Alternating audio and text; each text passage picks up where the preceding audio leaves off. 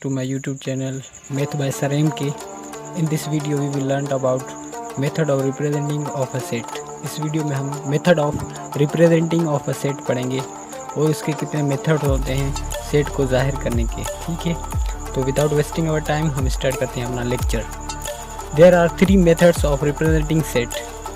Set को जाहिर करने के 3 मेथड्स हैं। कौन से हैं? नंबर फर्स्ट पे आता है हमारा टेबुलर फॉर्म या रोस्टर फॉर्म, जिसे हम टेबुलर या रोस्टर फॉर्म कहते हैं। उसके अलावा सेकंड नंबर पर आता है डिस्क्रिप्टिव फॉर्म, जिसे डिस्क्रिप्टिव फॉर्म कहते हैं, जिसको हम स्टेटमेंट फॉर्म भी कहते हैं। उसके बाद थर्ड नंबर पे आता है set builder form. Set builder form भी एक सेट की टाइप है जिसको हम उसमें रिप्रेजेंट करते हैं। सेट को मेथड है रिप्रेजेंटिंग ऑफ अ सेट। ठीक है, तो सबसे पहले हम आते हैं अपने जो फर्स्ट टाइप है हमारा टेबुलर फॉर्म। तो टेबुलर फॉर्म की सबसे पहले अगर आपको डेफिनेशन क्लियर हो गई तो ये जो मेथड है आपको बिल्कुल क्लियर हो जाएगा कि किस तरह से हम सेट को रिप्रेजेंट करते हैं। तो सबसे पहले हम आते हैं अपनी डेफिनेशन को क्लियर करते हैं, उसके बाद उसके एग्जांपल्स भी करेंगे और हमारा जो लेक्चर है उसको हम कम्प्लीटली अच्छी तरीके से क्लियर करेंगे। तो टेबुलर फॉर्म देखते हैं कि in this method we first write name of set then equal and the element of set separated by comma. Simple इसका मतलब है कि इस मेथड में हम क्या करते हैं, सबसे पहले तो हम अपने सेट का नाम लिखते हैं, इक्वल की निशानी देते हैं और उसके जो एलिमेंट्स या मेंबर होते हैं सेट के उसको हम कॉमा के ज़रिए सेपरेट करते हैं। ठीक है, एग्जांपल के तौर पे मैंने लिखा है कि सेट एक है और a इज़ इक्वल टू 1 2 3 4। एक सेट है जिसका हमने नाम लिखा, इक्वल की निशानी दी और उसके एलिमेंट्स को कॉमा के ज़रिए हमने अलग किया, तो ये एक हमारी कौन सी फॉर्म होगी सेट की? टेबुलर फॉर्म हो गई। एग्जांपल नंबर बी, जिसमें b is equal to AEIOU, जिसमें हमने वॉवेल्स जो अल्फ़ाबेट हैं वो उठाए हुए हैं सेट नंबर बी में, तो ये भी हमारी क्या है, एक टेबुलर फॉर्म की शक्ल अख्तियार हो गई। उसके बाद हम आते हैं अपनी जो सेकेंड फॉर्म जो मेथड है रिप्रेजेंटिंग ऑफ सेट, वो है डिस्क्रिप्टिव फॉर्म। तो इसकी डेफिनेशन अगर आपको क्लियर होगी तो ये भी आपको बिल्कुल इजी लगेगी। तो हम सबसे पहले डेफिनेशन क्लियर करते हैं। In this method we write a set in the form of statement.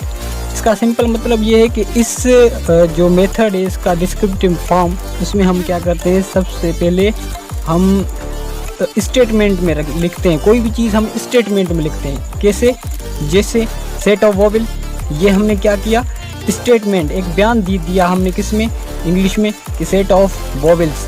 और सेट ऑफ वॉवेल जब हमने बोला तो हमारे जहन में क्या आ गया, जो 5 होते हैं AEIOU, ये सारे इसमें आ गए। उसके बाद set of natural number. Set of natural number क्या है, इसमें भी हम स्टेटमेंट के थ्रू हमने बयान किया कि भाई सेट ऑफ नेचुरल नंबर है और हम खुद ही अंडरस्टैंड कर सकते हैं कि 1 2 3 4 अप टू सॉन ये नेचुरल नंबर हो जाएंगे। ठीक है, तो ये था टेबुलर फॉर्म और डिस्क्रिप्टिव फॉर्म। अब आते हैं हमारा जो थर्ड नंबर टाइप है, वो method representing of a set है। वो बिल्कुल आसान भी है और इम्पोर्टेंट भी है। अक्सर जो मुश्किल बच्चों को लगता है लेक्चर में, जो सेट बिल्डर फॉर्म है, ये जो फॉर्म है वो मुश्किल लगती है बच्चों को समझने में। तो हम आते हैं अपने, सबसे पहले हम आते हैं सेट बिल्डर फॉर्म। सबसे पहले अगर आपको इसकी डेफिनेशन क्लियर होगी तो ये भी आपको क्लियर हो जाएगा कि इसको हम किस तरह से लिखते हैं। ठीक है, तो सबसे पहले हम इसकी डेफिनेशन क्लियर करते हैं। In this method we write a set by using some notations. इस सेट में हम कुछ नोटेशंस यानी कि निशानियों के ज़रिए सेट को जाहिर करते हैं। सबसे पहले तो आपको ये जो नोटेशंस हैं वो याद करनी पड़ेंगी। इस नोटेशन को, जिसका मुंह हमारा जो लेफ़्ट साइड की तरफ है उसको हम कहते हैं ग्रेटर देन, जिसका मुंह लेस मतलब लेफ़्ट साइड राइट साइड पे है उसको हम कहते हैं लेस देन, जिसका मुंह हमारे हाथ के लेफ़्ट साइड होगा उसको हम कहेंगे वो ग्रेटर देन है, और जिसका मुंह हमारे जो राइट साइड पे होगा, राइट जो हैंड है हमारा उस साइड होगा, तो हम उसको कहेंगे लेस देन। ये याद करने का एक बेस्ट तरीका है। उसके बाद दूसरी जो सिंबल है या नोटेशन है वो है ग्रेटर देन एंड इक्वल। सबसे पहले क्या करना है आपको, ग्रेटर ग्रेटर देन हमने पढ़ा है, इसके नीचे एक बार लगा देंगे तो हम इसको कहेंगे ग्रेटर देन इक्वल। और उसके बाद हम देखेंगे ये लेस देन इक्वल है। लेस देन इक्वल क्यों है?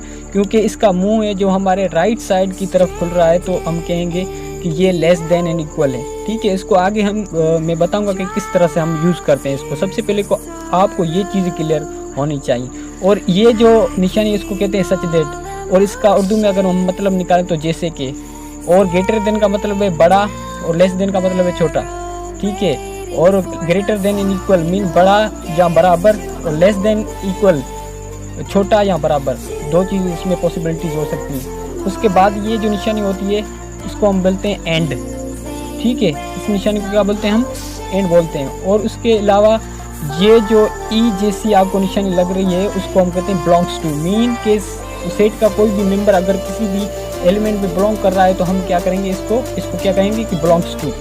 ठीक है, और ये जो ई और उसके जो ऊपर ये ऐसा निशान है, ठीक है, तो ये डज नॉट बिलोंग्स टू, मतलब कि ये सेट के एलिमेंट्स में ताल्लुक नहीं रखता। ठीक है, इसको क्या बोलते हैं? Does not belong to. तो ये कुछ नोटेशंस थी जो आपको बड़ी ही काम आएंगी सेट बिल्डर फॉर्म लिखने में। ठीक है, उसके बाद हम आते हैं एग्जाम्पल की तरफ। ठीक है, तो अगर देखो मैंने आपको बताया था कि ये क्या है, हमारी कौन सी न्यूट्रिशन है? हमारी है ग्रेटर देन। ग्रेटर देन इसका मतलब जिसका जो मुंह खुला हुआ है हमारे कौन से हैंड की तरफ खुला हुआ है? लेफ्ट हैंड की तरफ खुला हुआ है, तो एक्स। इसका मतलब है कि एक्स बड़ा है, किससे? कोई भी चीज़ हो सकती है उससे बड़ा। X is greater then, X is greater then. ठीक है, और यहाँ एक्स लिखा हुआ है और जिसका जो मुंह है खुला हुआ है हमारे राइट हैंड की तरफ, तो हम कहेंगे ये क्या है? X is less than. ठीक, less than, X is less than. तो एक्स इज लेस देन मैंने यहाँ भी लिखा है और यहाँ भी अभी आपको लिख के दिखा दिया। ठीक है, उसके बाद मेन जो पॉइंट समझने की आपको उसको मैं इसमें समझा देता हूँ एग्जांपल के तौर पे। ठीक है, तो सेट को इसमें हम किससे लिखते हैं? सबसे पहले तो आप सेट का नाम लिखेंगे, इक्वल की निशानी डालेंगे, और एक्स है ये किसी भी सेट को जाहिर कर रहा है। ठीक है, जो भी आप चीज़ आगे लिखेंगे वो एक्स है उसको जाहिर करेगा। सबसे पहले तो ये जो तीन चीज़ें हैं सेट बिल्डर फॉर्म में ये कॉमन रहेंगी। कौन सी? ये एक्स सच दैट एक्स। ठीक है, और ये बिलोंग्स टू ये भी कॉमन, मतलब ये कांस्टेंट रहेगा, ऐसे समझो तो। ठीक है, x such that x, x जैसे कि ताल्लुक़ रखता है, इसको क्या बोलते हैं? बिलोंग्स टू, ताल्लुक़ रखता है नेचुरल नंबर। ठीक है, मैंने एंड दिया है नेचुरल नंबर। हमारा एक्स किससे ताल्लुक़ रख रहा है? नेचुरल नंबर से। एंड और एक्स से क्या है? Less than equal to, less than and equal to 11, यानी कि हमारा जो एक्स है वो लेस देन 11 से छोटा है और बराबर है किसके? 11 के, 11 के, यानी कि बराबर है। तो हमने इसको टेबुलर फॉर्म में कैसे लिखा? अप टू 11 तक।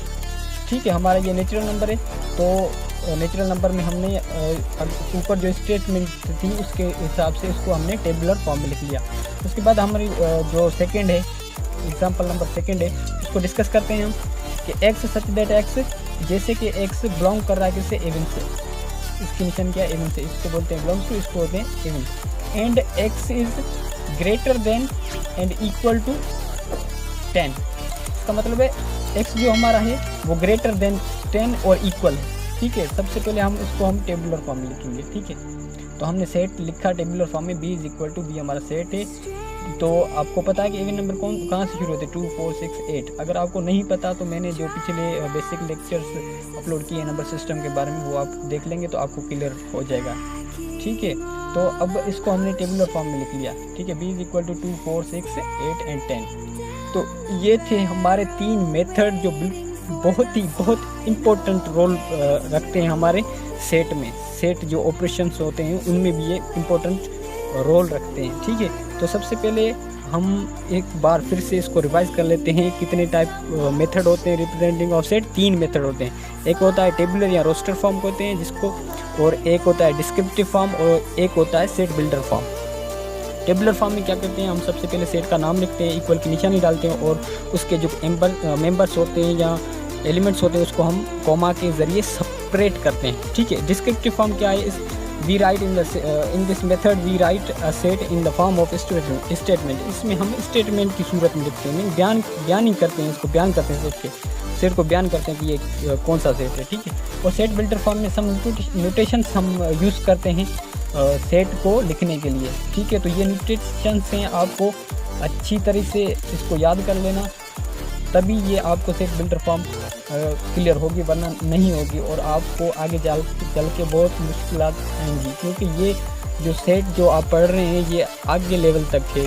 इवन आप मिडिल में हो, हाई में जाओगे और यूनिवर्सिटी में जाओगे, तो जहाँ भी आप जाओगे इसको आपको पढ़ना पड़ेगा, ठीक है। तो x is greater than 5 is greater than x included 5, इसका मतलब 5 is greater than and equal, 5 क्या है हमारा, ग्रेटर देन एंड इक्वल है x से हमारा क्या है, हमारा x से 5 बड़ा है, ठीक है। ये भी एक एग्जांपल थी, और दूसरी ये भी एग्जांपल है कि 5 इज़ लेस देन x से क्या है, x हमारा ग्रेटर देन है, तो 5 हमारा क्या है, 5 is less than and equal included 5 हमारा इंक्लूड होगा। याद रखना ये ग्रेटर देन है, ग्रेटर देन का मतलब है कि 5 ये बड़ा हो गया, और इक्वल है यानी कि 5 और 5 के इक्वल, ठीक है। ये निशान आप याद रखेंगे, ठीक है। सबसे पहले तो ये था हमारा lecture method of representing of set. अगर आपको ये टॉपिक क्लियर हो गया होगा तो आप इस वीडियो को अपने फ्रेंड्स के साथ शेयर करें, और दूसरे जो भी बच्चे हैं जो मैथ में वीक हैं उनके साथ शेयर करें। और अगर आप हमारे चैनल पे नए हैं तो प्लीज़ लाइक करें, सब्सक्राइब करें और बेल आइकन को ज़रूर प्रेस करें। मिलते हैं नेक्स्ट लेक्चर में, तब तक अल्लाह हाफ़िज़।